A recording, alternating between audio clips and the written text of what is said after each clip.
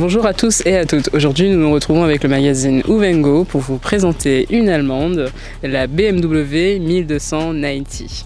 Donc c'est vraiment la Néo Café Racer par excellence de la firme bavaroise qu'on enfourche pour admirer les paysages de l'île. En termes d'accessoires, ils sont nombreux, donc on propose différentes sacoches, un capot de selle en aluminium, une selle confort, un silencieux à Krapovic et des poignées chauffantes. La firme allemande doit taper fort car les concurrentes sont aussi bien présentes sur le marché. On retrouvera la Indian FTR 1200, la Ducati Scrambler 1100 Tribute Pro ou encore la Triumph 1200 Speed Twin. On aura un bicylindre à plat, distribution par Doberbakham en Tess, une cylindrée de 1170 cm3 pour un alésage et d'une course de 101 x 73 mm, 110 chevaux soit 80 kWh à 7250 tours minute, 116 Nm soit 11,80 m/kg à 6000 tours minute. On aura d'ailleurs de nouvelles culasses afin d'optimiser le refroidissement. En termes de transmission, on a une boîte à 6 rapports et une transmission secondaire non pas à chaîne mais à cardan.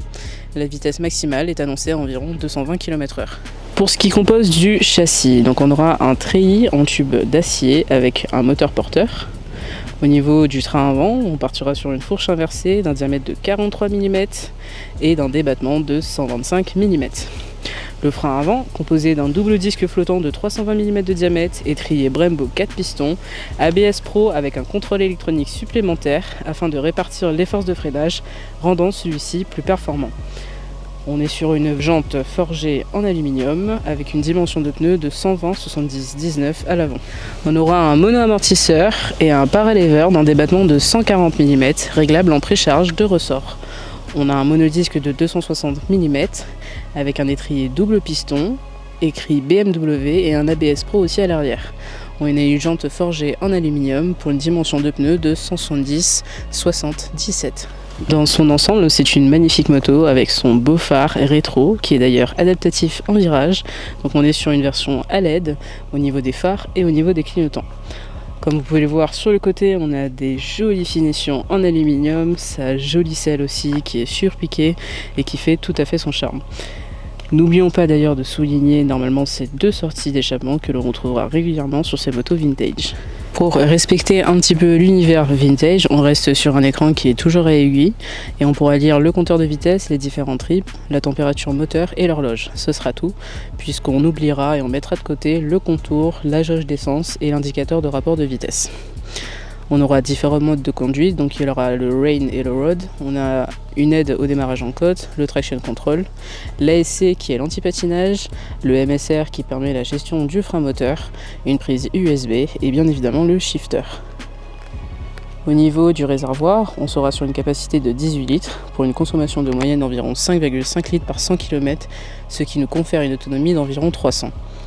On est sur une hauteur de selle qui est tout à fait intéressante puisqu'on est sur du 803 mm, donc quand même accessible à la majorité des personnes. On finit sur un abattement de 1487 mm, 25,5 degrés d'angle de chasse et enfin un poids total tout plein fait de 223 kg.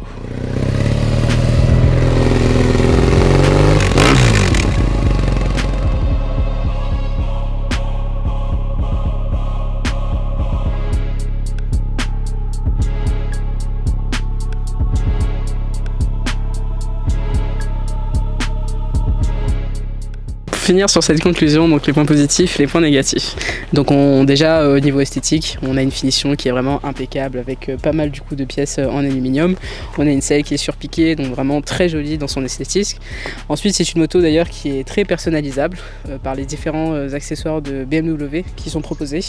Donc notamment au niveau des poignées chauffantes, des différents accessoires. On a aussi des protections au niveau du réservoir. En termes de maniabilité c'est plutôt pas mal, même si c'est un moteur qui est quand même assez imposant, qui est assez lourd aussi. On a quand même un grand guidon en aluminium et le poids n'est pas forcément, ne pèse pas forcément trop sur le train avant. Ensuite on aura en termes de moteur, c'est assez particulier quelque part, donc c'est un moteur qui est en flat, c'est un bicylindre, on a quand même pas mal du coup de reprises, pas mal de couples. On a un très bon frein moteur également, qui d'ailleurs je vous le rappelle aussi peut être géré donc de manière électronique grâce au MSR. On aura pas mal d'assistance électronique de chez BMW, donc on nous habitue beaucoup à ça, c'est quelque chose qui est plaisant, surtout pour le tarif.